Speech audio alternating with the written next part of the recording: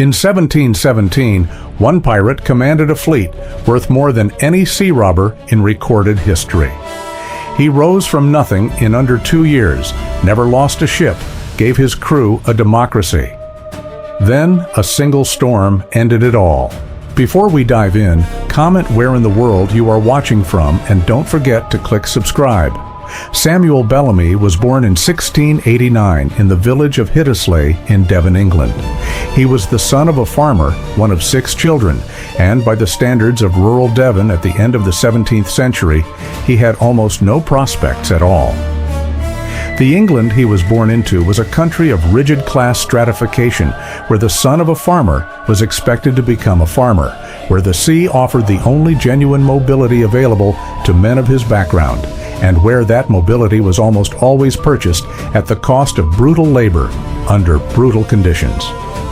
Devon had a long maritime tradition. Men from the county had crewed the ships of Drake and Hawkins. The Royal Navy recruited heavily from its coastal communities.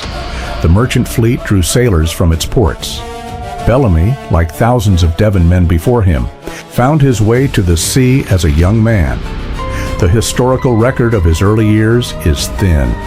He appears to have served on naval vessels during the War of the Spanish Succession, the conflict that defined the early years of the 18th century and gave thousands of trained sailors military experience that the peace would leave with no legitimate use. The Treaty of Utrecht in 1713 ended the war and demobilized tens of thousands of men who had spent years learning to fight at sea. The Royal Navy discharged sailors without pension, without land, without anything except their skills and their resentment.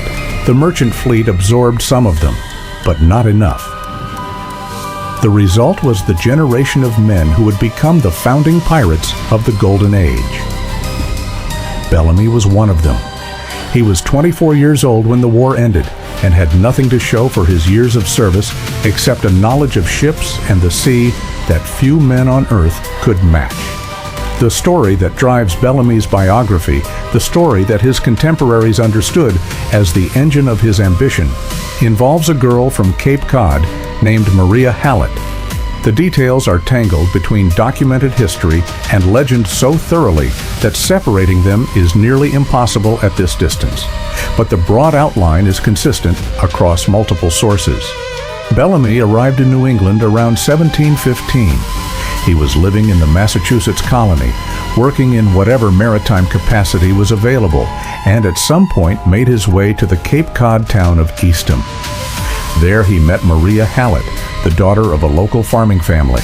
She was, by the accounts that survive, beautiful, quick-minded, and entirely out of reach for a penniless sailor with no family connections and no money. Her family's expectations for her were modest by the standards of the colonial elite, but entirely beyond what Bellamy could offer. The two began a relationship. The relationship produced a child. The child died in infancy, and Maria Hallett was imprisoned by the Eastham community for what the Puritan culture of coastal Massachusetts called lewdness, the bearing of a child outside marriage. She was eventually released and spent years afterward living on the margins of Eastham society, the subject of folklore so dark that she eventually became known in Cape Cod legend as Goody Hallett, the Sea Witch, the woman who called up storms. Bellamy's response to this situation, to the death of his child, to the imprisonment of the woman he loved, to the social system that had punished her for his actions while he faced no consequences at all, was to leave. Not to disappear in shame, but to leave with a stated intention to come back rich. The poverty that had made him invisible to Maria's family was the obstacle, and he intended to remove it. He told people he would return with money enough to marry her on his own terms. Whether he believed this when he said it is unknowable. But it shaped everything that came after. Bellamy fell in with a man named Palsgrave Williams, the son of a Rhode Island merchant family with connections and some capital. Williams was not poor. He was a trained goldsmith who had a respectable trade and a family. What he was, fundamentally, was bored and adventurous in a way that respectability could not contain. The two men formed a partnership based on a shared plan to salvage gold from a Spanish treasure fleet that had wrecked off the coast of Florida in 1715.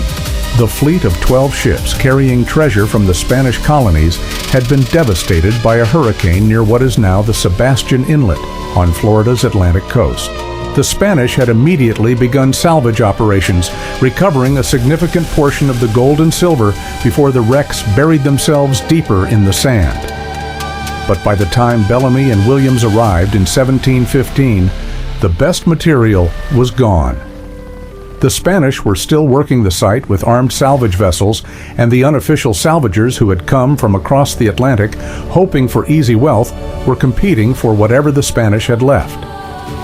Bellamy and Williams came away with almost nothing. The venture that was supposed to make them rich had made them poorer. They were in the Caribbean with no money, no prospects, and skills that were worth nothing in the legitimate economy.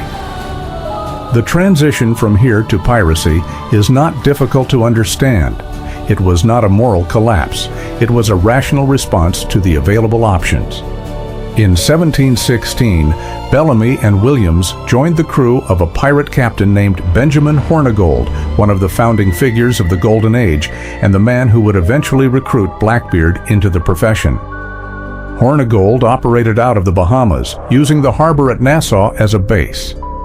He was, by the standards of the trade, a relatively principled pirate, which in practice meant he preferred not to attack English ships, a restriction that his crew increasingly resented since English ships were as plentiful and profitable as any other flag. The Nassau pirates of this period called themselves the Flying Gang, and they operated under a set of principles that were radical by the standards of any organization of the time. The pirate articles that governed their operations were not unique to Bellamy's crew, but he extended them further than most. Every man on a pirate vessel under these articles had a vote on major decisions. The captain could be removed by vote. The quartermaster, not the captain, controlled the distribution of goods taken in prizes. Every man received a share of the proceeds based on his role, with no man receiving nothing and the captain receiving only a modest premium over the ordinary sailor. Compare this to the Royal Navy, where men were pressed into service, paid irregularly if at all, subject to flogging and hanging at an officer's discretion, and received no share of any prize. Compare it to the merchant fleet, where sailors were paid fixed wages regardless of the profitability of the voyage, and had no voice in any decision. The pirate articles were, by any honest assessment, the most democratic employment contract available to working men in the early 18th century. Bellamy understood this and articulated it explicitly when given the chance.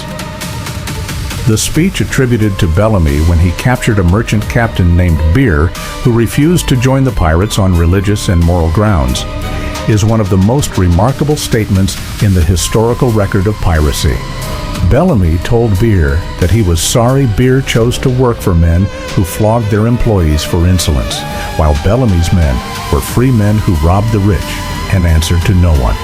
He called them a free prince and urged Beer to consider who the real thieves were, the pirates who took openly or the merchants and governors who robbed the poor under cover of law. The speech may have been embellished by the journalist who recorded it, but its core argument reflects a philosophy that appears consistently in Bellamy's actions throughout his career.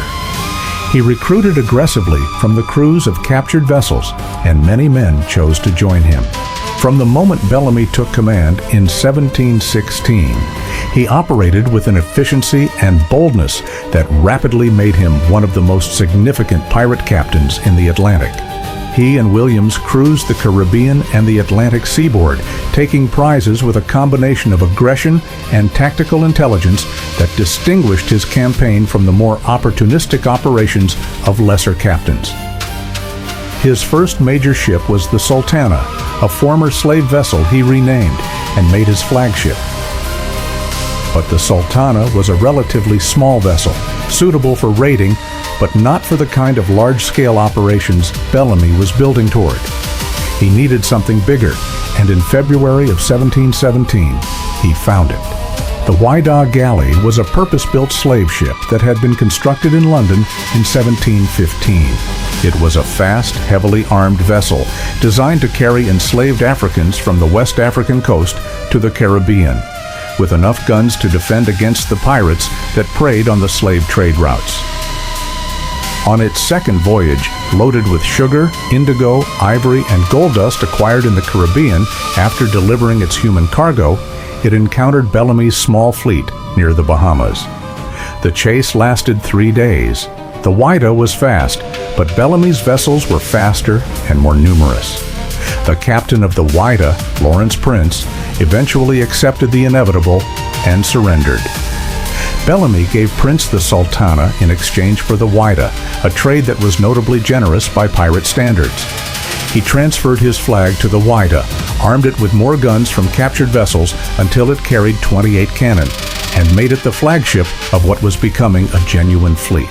At its height, Bellamy's fleet consisted of the Whydah and 2 companion vessels, the Mary Ann and the Fisher, along with several smaller sloops and prizes being sailed to ports for disposal. He had somewhere between 150 and 200 men under his command, drawn from across the Atlantic world, including English, Irish, Scottish, Welsh, French, Dutch, African, and Caribbean sailors. Why Bellamy turned north in April of 1717 is not completely documented, but the most straightforward interpretation of the historical and legendary record is that he was going back to Cape Cod. He had been gone for roughly 2 years. He had the wealth he had promised to return with. The accounts that survive suggest he planned to winter in New England, reunite with Maria Hallett, and either retire from piracy or use the Whydah as the base for further operations from a New England harbor. He came north along the American coast, taking prizes as he went, including the Mary Ann, a small vessel carrying Madeira wine, which he captured near Virginia and incorporated into his fleet with its original crew still aboard as reluctant participants.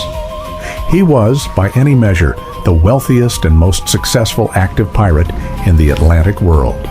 He was 28 years old. He reached the waters off Cape Cod on the night of April the 26th, 1717. The weather had been deteriorating all day. The winds were building from the northeast, the direction that produces the most dangerous conditions for sailing vessels approaching the Cape Cod coast, because the prevailing current runs south along the outer beach, and the shoals extend further offshore than the charts of the period accurately showed. Bellamy's pilots knew the waters were dangerous. What they did not know, and could not know from the open ocean in building conditions at night, was exactly where the shoals began. The storm hit with full force around midnight. It was a nor'easter, the kind of storm that Cape Cod residents had lived with and feared for generations. The winds reached hurricane force. The seas built to heights that made any seamanship essentially impossible. The Whydah, a large, heavily laden vessel with considerable freeboard, was particularly vulnerable to the combination of wind and wave that a nor'easter produces in those waters. In the early hours of April 27, 1717, the Whydah struck a shoal off Wellfleet on the outer coast of Cape Cod. The impact and the subsequent pounding by the storm seas broke the vessel apart within minutes. A ship that had been the most powerful pirate vessel on the Atlantic, carrying more wealth than almost any vessel afloat, disintegrated in the surf. Of the approximately 140 men aboard the Whydah, only 2 survived.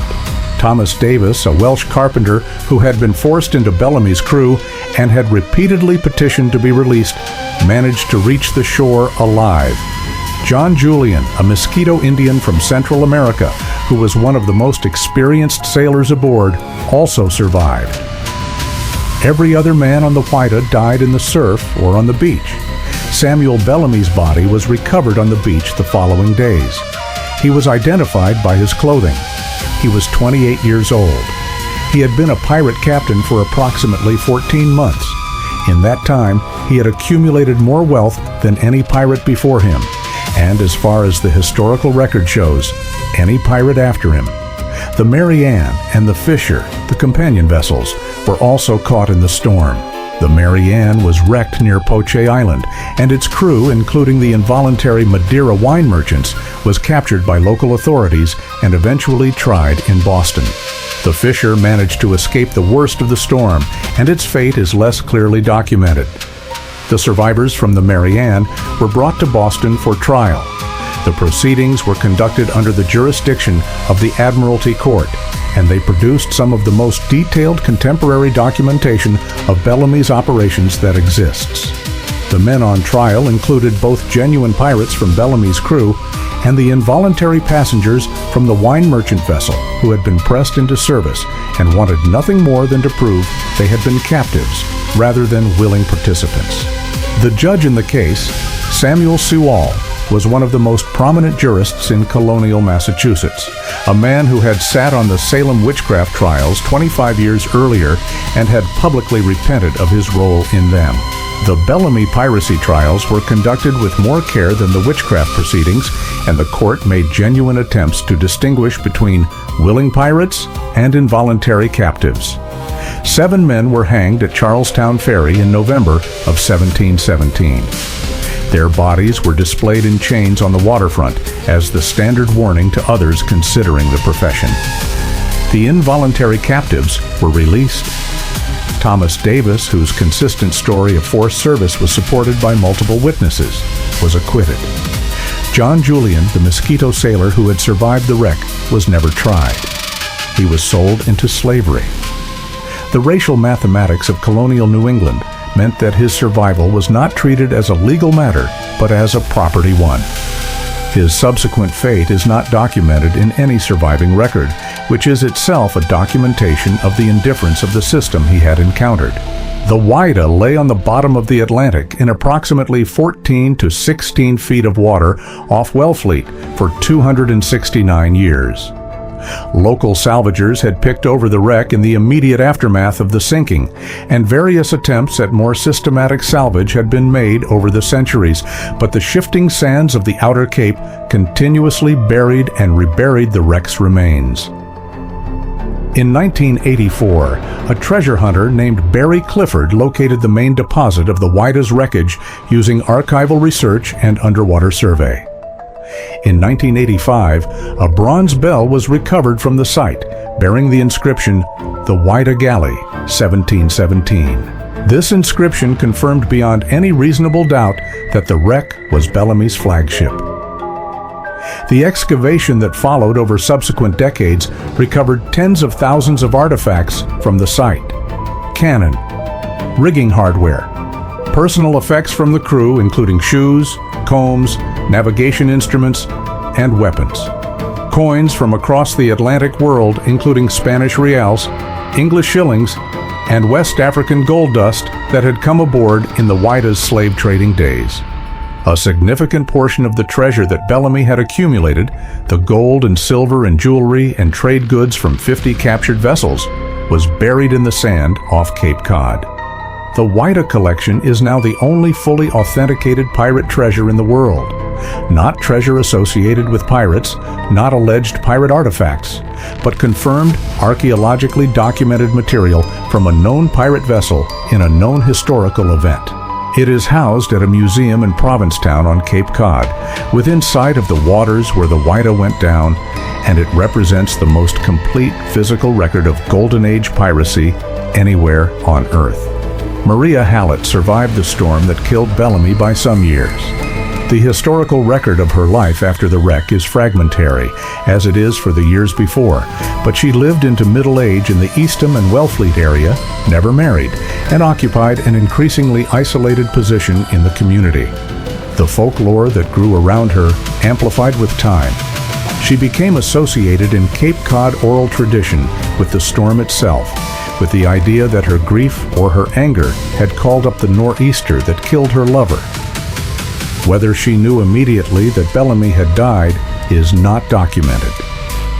The wreck was local news, and the bodies that washed up on the outer beach were a matter of community observation. But whether anyone told her specifically that the pirate captain whose ship had wrecked was Samuel Bellamy, the man she had known years earlier as an impoverished sailor, is unknown.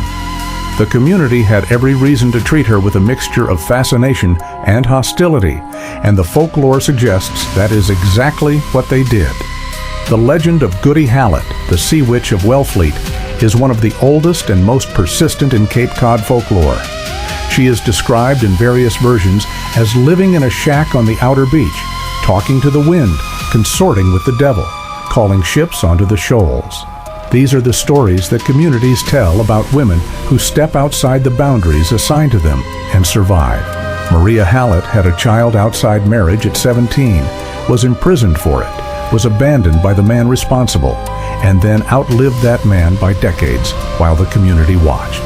The transformation of that story into supernatural legend is a documented pattern in the oral history of New England. The truth underneath the legend is more human and more interesting. A young woman from Eastham was used and abandoned by a man who promised to come back and did not. The man died rich in the sea on his way to her. She never knew whether to grieve or rage, and the community that had already judged her had no language for the complexity of what she felt. Bellamy was called Black Sam by his contemporaries, a nickname whose origins are disputed, but that most historians attribute to his habit of wearing his own black hair unpowdered rather than the fashionable white wigs of the era. He was described by contemporaries as tall, dark-featured, and physically impressive. He wore a black coat. He carried multiple pistols. He had the bearing of a man who had decided that the conventions of his society did not apply to him. His legacy in the history of piracy is built on three things. The first is the scale of his achievement. In 14 months of active piracy, he accumulated more wealth than any other documented pirate. The treasure on the Whydah at the time of its sinking represented the capture of over 50 prize vessels and the consolidation of their cargoes into a single hold. The $4.5 million estimate is in modern valuation. In 1717 terms, it was a sum that would have bought several large English estates. The second is his philosophy. The speech to Captain Beer, the Democratic Articles, the consistent pattern of treating captured sailors differently based on how their own captains had treated them. These are not the actions of a man who saw himself as simply a thief. Bellamy understood himself as living proof that the system he had been born into was arbitrary and unjust, and his piracy was a demonstration of that understanding. He was a class warrior who happened to operate on the sea. The third is the Whydah itself. Because the ship went down in shallow water and was eventually archaeologically recovered, Bellamy is the only Golden Age pirate whose story can be told in concrete material terms rather than purely through documents. The artifacts in Provincetown are not simply pirate memorabilia. They are evidence of how a diverse crew of men from across the Atlantic world lived, worked, and died in the most radical workplace democracy available to them in their time. He was 28 years old. He had been a pirate for 14 months. He was the richest sea robber who ever lived, and he died with the tide before he reached the shore. Samuel Bellamy spent less than 2 years as a pirate and became the wealthiest sea robber who ever lived. He gave his crew a democracy when the world gave them nothing. He died at 28 with millions in his hold and a woman on Cape Cod who spent the rest of her life not knowing what had happened to him.